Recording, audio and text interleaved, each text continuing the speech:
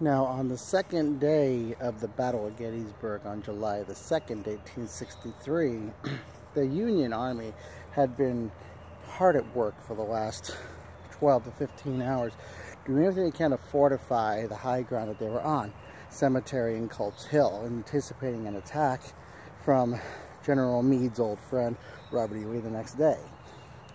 But yet nothing had happened throughout the morning. This is a little unnerving to General Meade because Lee was not one to just sit idle. And if there was a pause, usually means he was building up to something, like the way the Confederates smashed the Union at Chancellorsville 2 months earlier. And so they were heavily fortified in that area, and with the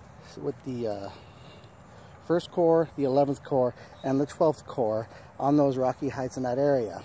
And General Meade sent the Union 3rd Corps under General Dan Sickles down to guard his left on Cemetery Ridge. Now, Dan Sickles was not happy about this particular assignment because he felt that his position was not as easily defendable. Because actually about a little ways to his front, he actually saw a hill that he thought, if I can get an artillery battery up there, in a position to be easily defendable. And he kept pestering Meade for the green light to move his corps forward, and Meade was not really on board with this. And General Sickles was saying, "Do I not have the authority to maneuver my men as I see fit?" And putting in my own words, Meade's like, "Yeah, you can move your men around as you need to, but within reason, and make sure that everything's covered." And so finally, or in the mid-afternoon, Sickles became incredibly impatient, and he up and moved his entire corps, the 3rd Corps, the entire left portion of the Union Army, and marched them across an open field to the forward position around the wheat field and the peach orchard, where they thought there would be a better hill and a better place to defend. And the group of the Union 2nd Corps, which was getting a position next to him, they were like saying, "Did we miss the order to advance?"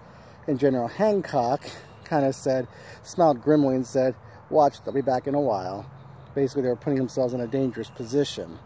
And what happened was, General Meade, finally realizing that Dan Sickles had gone forward without orders, against what Meade had told him to. He never actually said, "Go ahead and do that."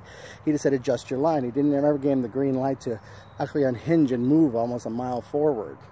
And he came and said, "General, you are too far forward." And Sickles protested, basically saying, "Well, do you want me to move back?" And he says, "I don't think you can now," because no sooner than that happened, the Confederate artillery from McLaws' division started hitting that area. So he had no choice. And so Dan Sickles was under attack in an area where he was heavily exposed, but he left the entire Union left side open. There was a large gap in there. So they had to move, and Hancock had to quickly move a division of his own, Crawford's division, into the area to close that gap.